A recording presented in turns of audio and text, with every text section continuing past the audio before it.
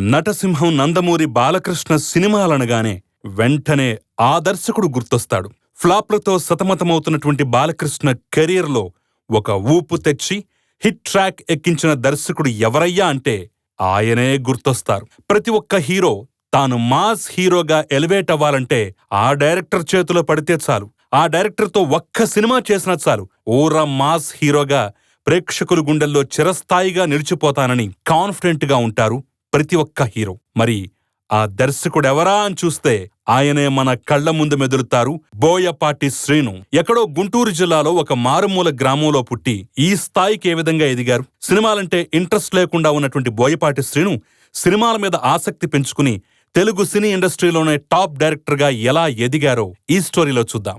గుంటూరు జిల్లా పెదకాకానిలో బోయపాటి లింగయ్య, బోయపాటి సీతారామమ్మ దంపతులకు జన్మించారు బోయపాటి శ్రీను. బోయపాటి శ్రీనుకు ఒక అక్క, అన్న, తన తర్వాత 2 చెల్లెలు ఉన్నారు. వీరిది ఉమ్మడి వ్యవసాయ కుటుంబం, సాధారణమైనటువంటి మధ్యతరగతి కుటుంబం. అన్నయ్య బ్రహ్మానందరావుకు ఒక ఫోటో స్టూడియో ఉండేది. ఆ ఫోటో స్టూడియో బాధ్యతలు కూడా బోయపాటి శ్రీనే చూస్తూ ఉండేవారు. బోయపాటి శ్రీను 10వ తరగతి వరకు పెదకాకానిలోనే చదువుకున్నారు. ఇంటర్, డిగ్రీ మాత్రం గుంటూరులో ఉన్నటువంటి జేకేసీ కాలేజ్లో చదువుకున్నారు. ఒక పక్క చదువుకుంటూనే మరో పక్క అన్నయ్య బాధ్యతల్లో కూడా తాను పాలు పంచుకుంటూ ఉండేవారు. ఫోటో స్టూడియో పనులు కూడా చాలా వరకు తన భుజాల మీద వేసుకుని నడిపిస్తూ ఉండేవారు. పెళ్లిళ్ళు, పేరంటాలొచ్చాయంటే చాలు, తన అన్నయ్యతో పాటు తాను కూడా కెమెరా పట్టుకుని ఆ ఫంక్షన్స్కి అటెండ్ అయి ఫోటోలు తీస్తూ, వీడియోలు తీస్తూ తన అన్నయ్యకి సహాయపడుతూ ఉండేవారు.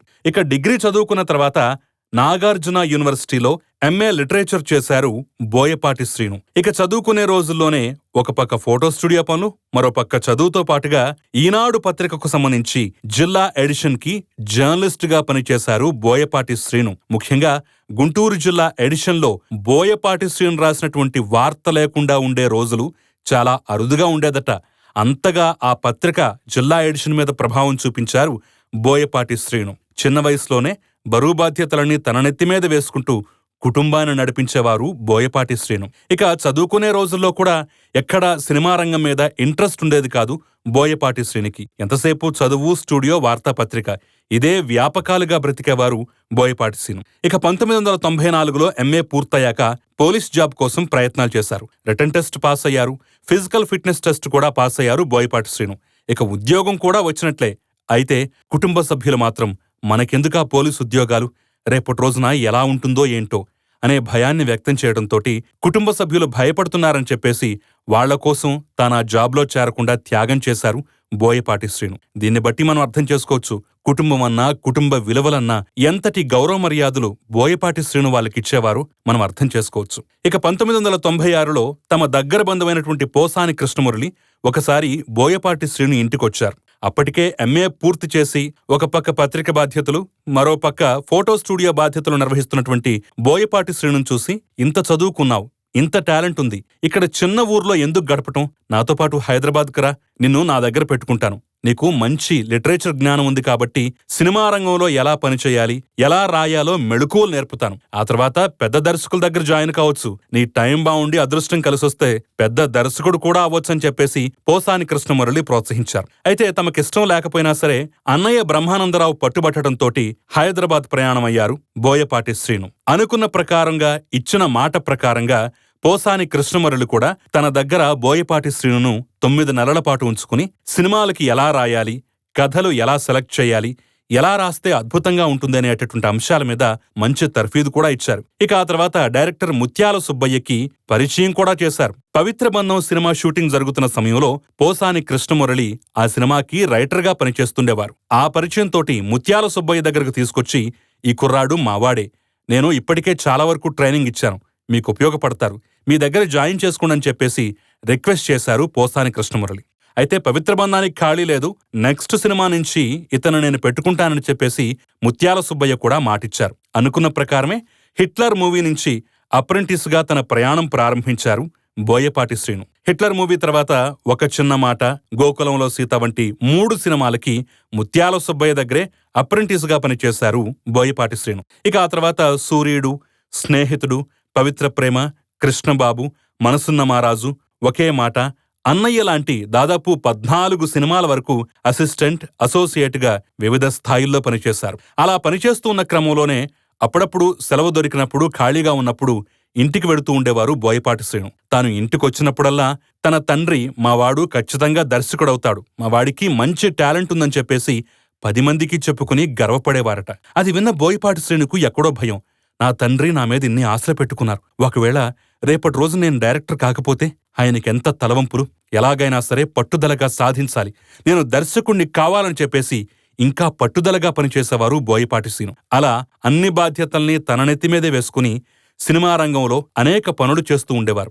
ముఖ్యంగా చిన్న చిన్న అసిస్టెంట్ డైరెక్టర్లు చేసే పనులు కూడా తానే ఒక్కోసారి చేస్తూ ఉండేవారట.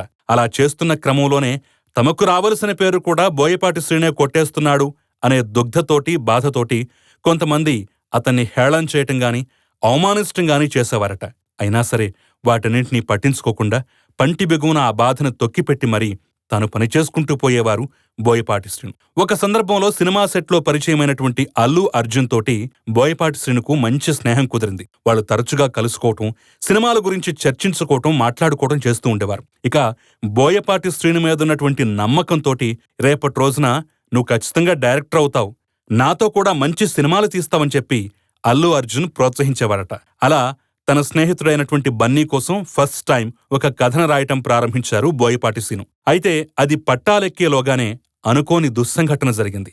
అప్పటికే అనారోగ్యంతో బాధపడుతున్న బోయపాటి శ్రీను తండ్రి మరణించటంతోటి కుంగిపోయారు బోయపాటి శ్రీను.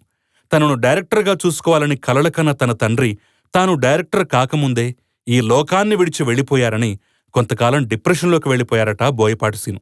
అయినా సరే స్నేహితుల ప్రోత్సాహంతోటి ఆ డిప్రెషన్ నుంచి బయటపడి మళ్లీ సినిమా రంగంలో యాక్టివ్ కావటం మొదలుపెట్టారు.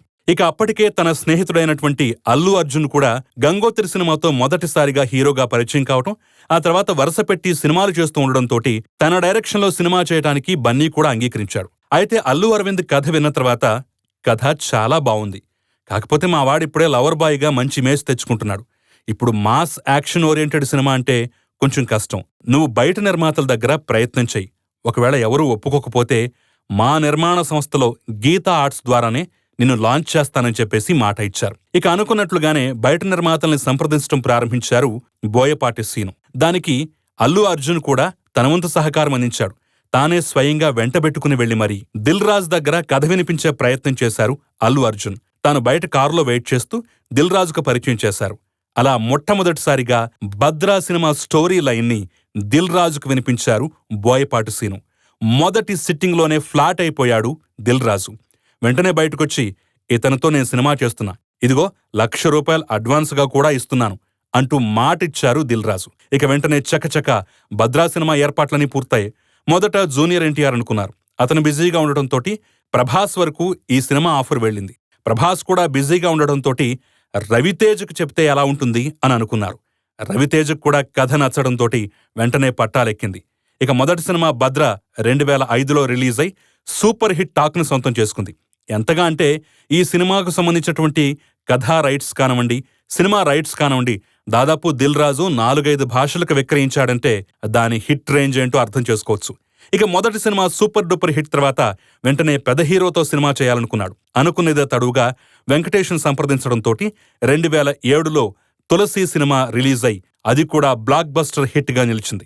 ఇక అదే సందర్భంలో బోయపాటి శ్రీనుకి ఒక ఫోన్ కాల్ వచ్చింది. అదెక్కడి నుంచో తెలుసా? నందమూరి బాలకృష్ణ నుంచి. అప్పటికే ఫ్లాపులతో సతమతమవుతున్నటువంటి బాలకృష్ణకి ఎవరో చెప్పారు, బోయపాటి శ్రీను అనే వ్యక్తి దగ్గర మంచి కథ ఉంటుంది, అతన్ని సంప్రదిస్తే మీకు ఒక మంచి హిట్ రావచ్చని చెప్పేసి ఎవరో స్నేహితుడి సలహా మేరకు బోయపాటి శ్రీనుకి కాల్ చేశాడు బాలకృష్ణ. అనుకున్నదే తడువుగా అప్పటికే తన దగ్గర రెడీగా ఉన్నటువంటి సింహా సినిమా లైన్ వినిపించారు. అది బాలకృష్ణకు నచ్చటం, వెంటనే పట్టాలెక్కటం, రిలీజ్ కావటం 2010లో సూపర్ డూపర్ హిట్ గా నిలిచినటువంటి మూవీగా సింహా నిలిచింది. బాలయ్య బాబుకి కంబ్యాక్ ఇచ్చిన మూవీగా నిలిచింది. దీని సూపర్ హిట్ రేంజ్ ఏ విధంగా ఉందంటే 338 సెంటర్స్లో 50 రోజులు, 92 సెంటర్స్లో 100 రోజులు, ఎమ్మెగనూరులో అయితే ఒక థియేటర్లో ఏకంగా 400 రోజులకు పైగా ప్రదర్శించబడి బాలయ్య బాబు సినిమా కెరీర్లోనే అప్పటి వరకు ఏ సినిమాకి రానటువంటి హిట్ రేంజ్ ఈ సినిమాతో సొంతం చేసుకున్నాడు బాలయ్య బాబు. అల్లు అర్జున్ తోటి సరైనోడు సినిమా 2016లో రిలీజ్ అయింది. ఈ సినిమా కూడా బ్లాక్ బస్టర్ హిట్. అప్పటికే 127 కోట్లు వసూలు చేసి రికార్డు స్థాయిలో తన కెరీర్లోనే అత్యధిక వసూళ్లు సాధించిన సినిమాగా నిలిచింది బోయపాటి శ్రీను సరైనోడు. మళ్ళా ఫ్లాపులతో సతమతమవుతున్నటువంటి బాలకృష్ణకి అఖండ మూవీ ప్రాణం పోసిందనుకోవచ్చు. ఒక విధంగా చెప్పాలంటే ఈ మూవీతోటి బాలకృష్ణ, బోయపాటి శ్రీను పాన్ ఇండియా స్థాయిలో గుర్తింపు తెచ్చుకున్నారు, గుర్తింపును సంపాదించుకున్నారు. సంవత్సర కాలం పాటు అఖండ మూవీ అనేక భాషల్లో రిలీజ్ అయిన ప్రతి చోట సూపర్ హిట్ టాక్ను సొంతం చేసుకుంటూ అఖండమైనటువంటి విజయాన్ని సాధించి పెట్టింది. కరోనా కల్లోలం తర్వాత ఒక విధంగా చెప్పాలంటే అఖండ మూవీ తెలుగు సినిమా ఇండస్ట్రీకే ప్రాణం పోసిందనుకోవచ్చు. ఏమాత్రం సినిమాలంటే ఇంట్రెస్ట్ లేకపోయినా సరే తన కుటుంబ సభ్యుల ప్రోత్సాహంతోటి, గాడ్ ఫాదర్ గా నిలిచినటువంటి పోసాని కృష్ణమురళి ప్రోత్సాహంతోటి సినిమా రంగంలో అడుగుపెట్టి అంచెలంచెలుగా ఎదుగుతూ పోయారు బోయపాటి శ్రీను. ఈ రోజుకు తెలుగు సినిమా ఇండస్ట్రీలో ఒక డైరెక్టర్గా ఊర మాస్ సినిమాలు తీయాలన్నా, ఒక హీరోకి మాస్ ఇమేజ్ను సాధించి పెట్టాలన్నా అది బోయపాటి శ్రీను చేతిలో పడితేనే సాధ్యం అనుకునేంతగా పేరు తెచ్చుకున్నారు బోయపాటి శ్రీను.